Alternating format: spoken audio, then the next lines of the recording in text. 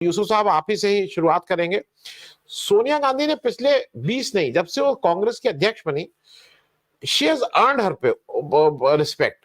सोनिया गांधी की रिस्पेक्ट या वो आज कोई इसलिए नहीं करता है कि वो कांग्रेस की अब तो अध्यक्ष भी नहीं है, लेकिन उन्होंने अपने व्यवहार से, अपने धैर्य से, अपने एक जनरल जो पॉलिटिकल वो होता है उससे उन्होंने इज्जत किसी तरह से उसको कमाया है। और भारत के विपक्षी पार्टियों के कोई भी व्यक्ति हो, इस समय मैं बात कर रहा हूं, कोई भी व्यक्ति हो, ऐसा माना जाता है कि अगर सोनिया गांधी जी उनसे बात करेंगी तो उनकी बात का पूरा मान और सम्मान रखा जाएगा। No one can say no to Sonia Gandhi, not because कि वो कोई वो है, लेकिन शायद उन्होंने धीरे धीरे ये कमाई है। दूसरी तरफ मोदी जी की बात मैं यूसुफ साहब इसलिए कर ले रहा हूं कि कंट्रास्ट है। मोदी जी जब ये कहते हैं कि 10 साल में उन्होंने एपेटाइजर खिलाया है और अब असली main course is yet to come, तो भैया एपेटाइजर खिला खिला के तो तुम मार ही डाले हो। तो दोनों चीजें हैं, या तो मेन कोर्स ऐसा भयानक आने वाला है कि अगर ये वो कह रहा है ना ये झांकी अभी पूरी फिल्म बाकी है तो मालूम नहीं क्या होगा। दूसरा है कि एपेटाइजर से नहीं होता है। मेरे आज ऑफिस में जब हम लोग ने ये सुबह तय किया कि इस पे करेंगे, तो बहुत से मेरे साथियों ने कहा किसी व्यक्ति की 40 साल उसकी वो माना जाता है कि 40 साल उसकी वर्किंग एज होती है जब वो जो बेस्ट अपने को का आउटपुट दे सकता है। 10 साल आप एपेटाइजर खिला रहे हैं, 25% उसका जीवन खत्म हो चुका है और बीजेपी कह रही है हम एपेटाइजर खिला रहे हैं। तो मैं इन दोनों चीजों पे आपका एक पहला वक्तव्य ले लूं यूसुफ साहब कि ये जो एपेटाइजर और पूरी पिक्चर बाकी है, ये क्या डराना धमकाना है या ये बहलाना फुसलाना है या मेन मुद्दे से वो है। और दूसरी तरफ सोनिया गांधी ने एक बार फिर कमर कसी है, उनकी तबीयत जैसा पता भी है, सबको ही पता है उनकी तबीयत बहुत ठीक नहीं है, लेकिन उन्होंने कमर कस ली है इस बार इंडिया गठबंधन के लिए प्रचार करने में। यूसुफ साहब जी, बहुत शुक्रिया आनंद वर्धन जी। और आपने उचित ही ये मुद्दा छेड़ा है क्योंकि राजस्थान में आज कांग्रेस की रैली थी और वहां से कैंपेन स्टार्ट हुआ है और मोदी जी आज जो है यूपी में भी थे और राजस्थान में भी थे। सरकारी संसाधन उनके पास हैं, वो अजमेर में भी एक ही दिन में जा सकते हैं, वो सहारनपुर में भी एक ही दिन में जा सकते हैं और वो गाजियाबाद में रोड शो भी कर सकते हैं। तो संसाधन के मामले में मोदी जी बहुत आगे हैं, लेकिन विचारों के मामले में बहुत खोखले हैं। उनके विचार सोनिया गांधी या खड़गे साहब के मुकाबले भी कहीं नहीं ठहरते। आप देखिए कि जो पार्टी इस देश में 400 सीटें लाने का दावा कर रही है, जो पार्टी कह रही है कि हमें बहुत बड़ा काम करना है इस चुनाव के बाद, जीतने के बाद, उनके पास कुछ बताने के लिए नहीं है। आज उन्होंने सहारनपुर में क्या कहा? सहारनपुर में उनके पास बताने के लिए कुछ नहीं था। वो ये कह रहे थे कि भाई कांग्रेस जो घोषणा पत्र लाई है वो इंडियन यूनियन मुस्लिम लीग का है। वो घोषणा पत्र यूनियन मुस्लिम लीग के जो विचार हैं, जो उसकी नीतियां हैं, उसके आधार पर तैयार किया गया है। ये कितना हास्यास्पद है एक देश के प्रधानमंत्री के लिए जो इतनी बड़ी पार्टी का नेतृत्व करता है, उसके पास एक घटिया आरोप, जिसे कहते हैं कि बहुत ही निहायत ही घटिया दर्जे का आरोप लगाना कि इंडियन यूनियन मुस्लिम लीग के नीतियां और विचार जो है कांग्रेस के घोषणा पत्र में शामिल किए गए हैं।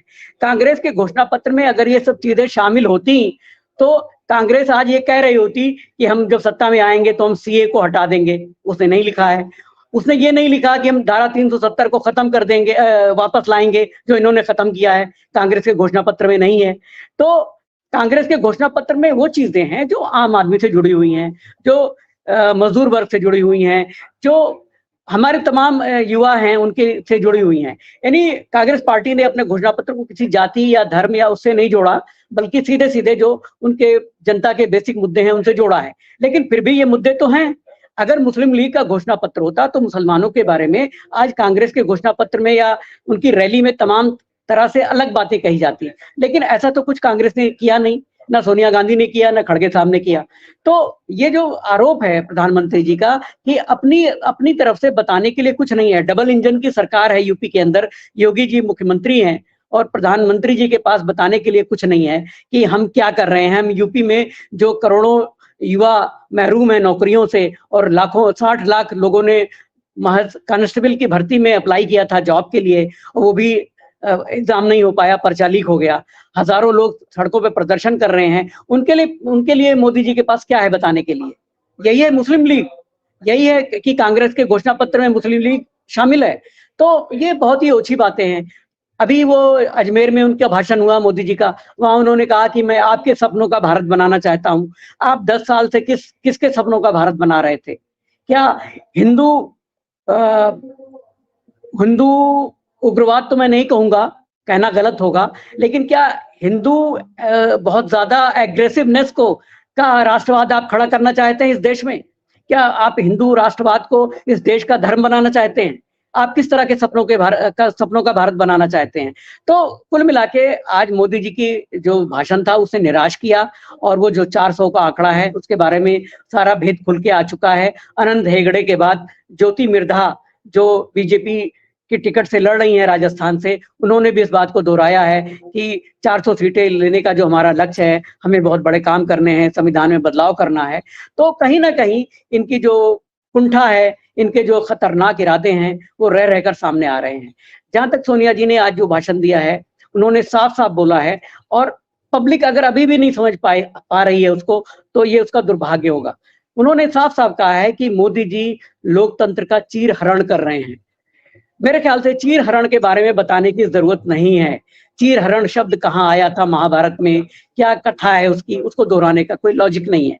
लेकिन ये वाक़ई लोकतंत्र का एक इम्तिहान होने जा रहा है, और उसमें मोदी जी की जो भूमिका है, वो हम सब लोग देख रहे हैं। पिछले 10 साल में जो भूमिका थी इस पार्टी की और मोदी जी की, वो भी हमने देखा। तो सोनिया गांधी ने अपने भाषण में उसी तरह का एक आह्वान किया है, और ये मतलब सोशल मीडिया पे मैंने कुछ वीडियो देखे हैं, जो उस रैली को लेके बाकायदा पहले जाकर वीडियो बनाए गए हैं, और दुष्प्रचार किया जा रहा है कि वहाँ पे भीड़ नहीं थी। लेकिन ये वाक़ई एक बहुत बड़ी रैली थी, जिसमें खड़गे साहब ने मंच से बोला है कि भाजपा वाले आओ देख लो हमारा दम कितना है इस रैली में। तो बहुत साफ है कि अगर जनता अभी भी कांग्रेस के मैसेज को नहीं ग्रहण कर रही है, चाहे वो घोषणा पत्र हो, चाहे सोनिया गांधी और खड़गे का बयान हो, तो ये उसके हित में मेरे ख्याल से वो अपना कोई फायदा नहीं करने जा रही है, बल्कि उसको नुकसान उठाना पड़ेगा। आनंद जी। जी, मैं यूसुफ भाई आपसे एक दो चीजें पूछूं उससे पहले, एक मनमोहन कौर जी ने भाई कुछ आर्थिक मदद की है अभी उस पे, तो भाई बहुत बहुत धन्यवाद। एक आरडी रजक साहब हैं, वो कह रहे हैं मुंशी प्रेमचंद की आरंभिक पढ़ाई मदरसे में हुई थी। मुझे बिल्कुल ठीक से नहीं याद है, लेकिन शायद जितना मुझे याद आता है मदरसे में ही हुई थी, क्योंकि पहले हम घर के बहुत से, हमारे घर में भी जो बाबा रहे होंगे मदरसे में ही पढ़ते थे, क्योंकि उर्दू पढ़ना जरूरी था अगर आपको कामकाज देखना है या रेवेन्यू का कुछ काम देखना है। अरे मौलवी साहब पढ़ाते थे साहब, मौलवी साहब पढ़ाते थे या मुंशी जी पढ़ाते थे जी, किसी को हम लोग यही कहते थे। जी जी, मैं एक और चीज, किसी ने जानना चाहा कि नॉर्थ ईस्ट में कितनी सीट है। नॉर्थ ईस्ट में 7 सेवन सिस्टर्स और सिक्किम मिला के 25 सीट, जम्मू कश्मीर में 5 और लद्दाख में 6 सीट थी, 6 ही सीट है। मणिपुर में 2 सीट है। ये मैं, कोई पूछ रहा था तो मैंने कहा उनका जवाब दे दूं। मैं अब यूसुफ साहब मूल प्रश्न पे आ रहा हूं। मेरे फिर से एक मेरा मैनिफेस्टो से प्रश्न है और एक मेरा जो हो रहा है। मैनिफेस्टो का प्रश्न यह है कि मुझे जो एक चीज लगी है, उन्होंने स्पेसिफिक्स की बात की है। सदन कम से कम 100 दिन चलेगा। सदन में जो विपक्ष के लिए हफ्ते में 1 दिन विपक्ष तय करेगा कि आज क्या क्या चीजों पे चर्चा होगी। उसके बाद पीठासीन अधिकारी जो है वो निष्पक्ष होगा। इन्होंने बहुत स्पेसिफिक्स कहा, जनरल नहीं कहा कि हम आगे बढ़ेंगे और सबको पीछे छोड़ देंगे और क्या क्या। एक दूसरा, लेकिन मुझे जो यूसुफ साहब, मैं आपसे इसलिए समझना चाह रहा हूं, स्मृति ईरानी जी मतलब अमेठी की सांसद है, दौड़ी दौड़ी गई हैं वायनाड। वायनाड में उनको जो भी समझ में आया, उनको एक ही चीज नजर आई। उन्होंने कहा कि आईयूएमएल का फ्लैग क्यों नहीं लगाया। आईयूएमएल का, उनको एकदम से मुस्लिम इंडियन यूनियन मुस्लिम लीग जो है उसका फ्लैग उनको याद आने लगी। भाई अगर आपको इतनी उनकी परवाह है तो आप ही लगा लेती अपनी गाड़ी में, कोई मनाही थोड़ी है। उनका लगा लेते तो कोई मुकदमा आपके ऊपर कर देते। जो मेरी समझ है वो बिल्कुल स्पेसिफिक था कि पिछली बार 2019 में जब राहुल गांधी गए थे अपना पर्चा भरने, तो ये बीजेपी ने नैरेटिव सेट किया था, क्योंकि आईयूएमएल का फ्लैग ग्रीन है और उसमें स्टार है, कि ये पाकिस्तान का फ्लैग लगा के लोग देखिए गए हैं। झूठ के पैर तो झूठ है। मोदी जी जितना वो उससे कहते हैं, किसी भी झूठ को बोल सकते हैं। तो शायद इस बार ये निर्णय लिया गया कि उनकी, जब वो अपना पर्चा भरने जा रहे थे, तो ना कांग्रेस का फ्लैग था ना आईयूएमएल का फ्लैग था। और मुझे लगता है रणनीति के हिसाब से ठीक था। लेकिन स्मृति ईरानी जी का जो मुझे लगता है जो बीजेपी के पास एक ही मुद्दा रह गया, हिंदू मुस्लिम कैसे भी करके हिंदू मुस्लिम करना है। मुझे यूसुफ भाई ये लगता है कि मैं ये थक चुके हैं, जो आप कह रहे थे ना ये बहुसंख्यकवाद, बहुसंख्यक नहीं है ये, हिंदू थक चुके हैं। हिंदू कैसे छुटकारा पाए इनसे भाई, हम ये हिंदू नहीं है, मैं किसी भी स्टैंडर्ड से ये जो हिंदू, आप ये हिंदू नहीं है। तो मेरे मतलब मेरा कष्ट तो आपसे ज्यादा है, आप तो कम से कम कह सकते हैं कि भाई साहब ये बात क्या, हम तो इनको मतलब ये हमारे जबरदस्ती के नेता बन गए। तो मैं दोनों चीजों पे, जो सदन पे स्पेसिफिक बात की गई है वो एक लॉन्ग टर्म बड़ी चीज है, और जो स्मृति ईरानी जी वहां जाके क्या करना चाह रही हैं, what she wanted to actually communicate. जी बहुत शुक्रिया आनंद जी। देखिए, स्मृति ईरानी के बयान को बहुत ज्यादा महत्व नहीं देना चाहिए, लेकिन इस देश की जो विडंबना है, और हमारे बीच में सुनील शुक्ला जी हैं, प्रदीप चौहान जी हैं, घुमन साहब हैं, इनको ये कहना चाहिए कि इंडियन यूनियन मुस्लिम लीग जो आज़ादी के समय से पहले से है, और हिंदू महासभा, ये दोनों मिली भगत से इन्होंने सरकार बनाई बंगाल में, और सरकार चलाते रहे जिन्ना के साथ। जिन्ना चला गया पाकिस्तान बना के वापस। तो अगर ये लोग देशभक्त होते तो आज इनकी तूती बोल रही होती। इंडियन यूनियन मुस्लिम लीग को मुसलमान अपने घर घर में पूजा करता, इबादत करता उनकी, और दूसरा खुदा उन्हीं को मानता। तो सवाल ये है कि ये देश इस बात को क्यों नहीं सोच रहा है कि इंडियन यूनियन मुस्लिम लीग जो भारत के जितने भी मुसलमान हैं वो उसको अपनी पार्टी नहीं मानते। अगर उसको अपनी पार्टी मानते होते तो उसकी ब्रांचेस, उसकी शाखाएं यूपी में गली गली होती, उसके लोग होते, उसका झंडा लगा होता। उसके मुकाबले ओवैसी के लोगों की संख्या ज्यादा है, उसके कार्यकर्ताओं की संख्या ज्यादा है। एक तो ये बात है कि जो स्मृति ईरानी ने कहा, आप सही कह रहे हैं कि ध्रुवीकरण का भी एक मामला है एक, लेकिन केरल वगैरह में इन सब चीजों पे कोई ध्यान नहीं देता है। केरल में इंडियन यूनियन मुस्लिम लीग इसलिए फल फूल रही है कि 2-4 सीटों पे उसका एक मुसलमानों का एक अपना नजरिया है जो उसको वोट देते हैं। इसके अलावा वो उस जिले से बाहर नहीं है, यानी वो एक जिले, 2 जिले की पार्टी है इंडियन यूनियन मुस्लिम, जिसके नाम में इंडियन जुड़ा हुआ है। तो मोदी जी या स्मृति ईरानी जी ये कहें कि इंडियन यूनियन मुस्लिम लीग से प्रभावित है कांग्रेस, तो ये सिवाय हास्यास्पद बात के अलावा कुछ नहीं हो सकती है। मैं फिर दोहरा रहा हूं कि जिन्ना इस देश के मुसलमानों के कभी भी आदर्श पुरुष नहीं थे, ना रहे हैं, ना होंगे, एक बात। दूसरी बात कि इस देश के लोग ये जानते भी हैं, बहुत सारे लोगों ने नहीं पढ़ा है तो वो पढ़ लें कि हिंदू महासभा और इंडियन यूनियन मुस्लिम लीग, जिन्ना, ये लोग मिली भगत से सरकार चला रहे थे। श्यामा प्रसाद मुखर्जी उसमें शामिल थे। अंग्रेजों के लिए मुखबिरी का आरोप रहा है, इनके ऊपर आरोप लगा है बाकायदा। तो ये बातें अपनी जगह हैं। तो इंडियन यूनियन मुस्लिम लीग वाली बात पर स्मृति ईरानी के बयान को बहुत ज्यादा तवज्जो देने की जरूरत नहीं है, वो केरल के लोगों ने भी नहीं दिया है। और उनका जो और भी घटिया बयान आया है कि यहाँ पे हगिंग और वहां पे ठगिंग, इस टाइप का, एक मतलब केंद्रीय मंत्री हैं, उनके पास बोलने के लिए मोदी जी की तरह कुछ भी नहीं है। पता नहीं दोनों लोग क्या राय सलाह से बयान देते हैं आपस में, कि दोनों एक दूसरे के पूरक बयान देते हैं। तो कहने का आशय ये है कि उनकी बातों पे बहुत ज्यादा महत्व नहीं देने की जरूरत है। इंडियन यूनियन मुस्लिम लीग भारतीय मुसलमानों का प्रतिनिधित्व नहीं करती है। अगर केरल में उसकी है, 2 जिलों की पार्टी है, और अगर वहां उसका समझौता है सीपीआई कांग्रेस से, तो इसमें कोई बुराई नहीं है। दुनिया की तमाम दल हैं, तमाम ऐसे दलों से समझौता किया है, कट्टर दलों से, जिनके ऊपर आरोप है उग्रवाद फैलाने का। तो हम क्या बीजेपी को उग्रवादी पार्टी मान लें? मैं तो ऐसा नहीं मानता कि बीजेपी एक उग्रवादी पार्टी है। तो बहरहाल ये अपनी जगह है। जहां तक आपने संसद में जो बात कही है, संसद के कि 100 दिन चलेगी, ये बहुत अच्छी बात है। और मैं इसके लिए साधुवाद देता हूं कांग्रेस के मैनिफेस्टो बनाने वालों को। लेकिन जैसा कि मैंने शुरुआत में कहा था आनंद जी, बहुत सारी क्लैरिटी कांग्रेस के मैनिफेस्टो में अभी भी नहीं है, और वो होनी चाहिए थी। जैसे मैंने कहा था कि सीएए का उल्लेख ना होना, हो सकता है कि कल को कुछ और किसी जरिए, पर्चे के जरिए वो कहें कि भाई सीए को हम लागू नहीं करेंगे। ये आपको कहना पड़ेगा। सीए सिर्फ मुसलमानों के लिए नहीं है। हमने आसाम में देखा है कि मुसलमानों के अलावा भी और लोग भी प्रभावित हुए थे। देश की सेना में भर्ती लोगों के परिवार प्रभावित हुए थे। तो हमारे सिख भाई वहां प्रभावित हुए थे असम में। तो ये एक बहुत बड़ा मसला है, ये सिर्फ मुसलमानों का मसला नहीं है, कांग्रेस को इस पर विचार करना चाहिए। धारा 370 जो इन्होंने बहुत गर्वपूर्वक इन्होंने हटाई है, उसका उल्लेख नहीं है। कांग्रेस को कहना चाहिए कि आप लाएंगे। आप देखिए सोनम वांगचुक, जिसका अभी सभी लोगों ने जिक्र किया है, लेकिन मैं कुछ और जिक्र करना चाहता हूं। सोनम वांगचुक की मांग क्या है? कल पश्मीना मार्च निकल रहा है लेह के अंदर, वहां पे पूरी घेराबंदी कर दी गई है, धारा 144 लगा दी गई है, इंटरनेट बंद कर दिया गया है।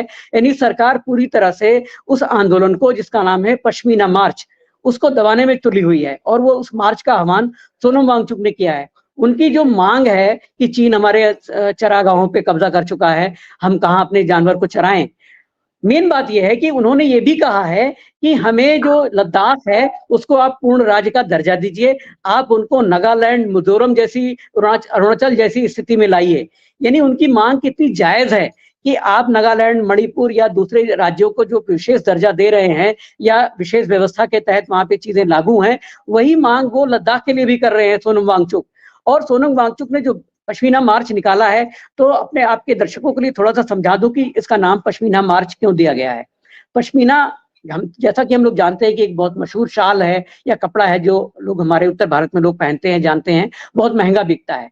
तो जिन भेड़ों से पश्मीना निकलता है वो सिर्फ और सिर्फ लद्दाख के एरिया में बहुत ऊंचाई पर वो पाई जाती हैं, और उनके लिए वहाँ चरागाह हैं जो प्राकृतिक रूप से हैं, नेचर की तरफ से हैं। उस भेड़ें वहाँ चरती हैं और उनसे ऊन जो निकाला जाता है उसके बाद उसका पश्मीना बनाया जाता है। वो उस चरागाहों पर चीन का कब्जा हो गया है, यानी चरागाह खत्म हो गए हैं पश्मीना भेड़ों के लिए। तो सोनम वांगचुक की जो मांग है बड़ी जायज है और देशभक्त वाली मांग है कि भाई हमारे लद्दाख को आप पूर्ण राज्य का दर्जा दीजिए, उसमें करगिल को भी शामिल कीजिए, करगिल को विशेष स्टेटस दीजिए, और हमारी स्थिति जो है मणिपुर, नागालैंड जैसी करिए, यानी हमारा अपना झंडा होगा, हमारा अपना संविधान होगा। इस तरह की चीजें वो उन्होंने कहा है। और ये कोई बहुत बुरी मांग नहीं है, कोई देश विरोधी मांग नहीं है, लेकिन देश की जो सरकार है, जो अपने आप को राष्ट्रभक्त कहती है, हिंदू राष्ट्रभक्त जो कहती है अपने आप को, उसने इंटरनेट बंद कर दिया है सोनम वांगचुक के आंदोलन को दबाने के लिए। उसने धारा 144 लगा दी है, उसने कहा है कि वहां कोई जलसा जुलूस नहीं हो सकता है। बताइए क्या तानाशाही है इस देश में, कैसे हम लोग बर्दाश्त करें इसको, कैसे ना इसके बारे में बोलें। हमें मोदी जी से कोई दुश्मनी नहीं है, हमें भारतीय जनता पार्टी से कोई दुश्मनी नहीं है। मेरे तमाम जो दोस्त, हमारे परिवार के लोग भाजपा में हैं, मेरे कई रिश्तेदार भाजपा में हैं, लेकिन मैंने उनका कभी विरोध नहीं किया कि आप भाजपा में क्यों हैं, या हम आपसे मिलेंगे नहीं, या हम आपके घर किसी फंक्शन में शामिल नहीं होंगे। इस आधार पर मैं उनका विरोध नहीं करता हूं, लेकिन हम उन बातों को कैसे मान लें जो हमारे देश में एक तानाशाही प्रवृत्ति को लाने जा रही हैं। हम उन चीजों को कैसे एक्सेप्ट करें जो इस देश में बहुत बड़ी तैयारी के साथ इस चुनाव के बाद जो तैयारी है, जिसकी आहट हमें सुनाई दे रही है अनंत हेगड़े के जरिए, ज्योति मिर्धा के जरिए, कि कह रही है हमें संविधान को बदलना है। तो सवाल यह है कि इस देश में कभी सिखों के ऊपर आप शक करते हैं, कभी मुसलमानों के ऊपर शक करते हैं, कभी क्रिश्चियंस के ऊपर शक करते हैं। मतलब ये हद हो गई है। क्रिश्चियन हमारे सिख भाइयों ने लंबे समय तक बर्दाश्त किया, फिर पंजाब को रास्ते पे लाए और खड़ा करके दिखा दिया है। तो ये जो इनका जो कैरेक्टर है, और आपको बता दूं कि जब दंगे हुए थे 84 के, तो उसमें कांग्रेस के लोग तो शामिल ही थे, मैं इससे मना नहीं कर रहा हूं, लेकिन उसमें बीजेपी और आरएसएस के लोग भी शामिल थे, ये मेरा आरोप है। और मेरे कई सिख दोस्त हैं, मेरे बहुत नजदीकी, जो गवाह हैं इस बात के कि कैसे उन्होंने आरएसएस के नेताओं को और बीजेपी के नेताओं को सिख विरोधी दंगों में पहचाना था। तो हम कहाँ जा रहे हैं, हमें सोचना होगा। बहुत शुक्रिया आनंद जी।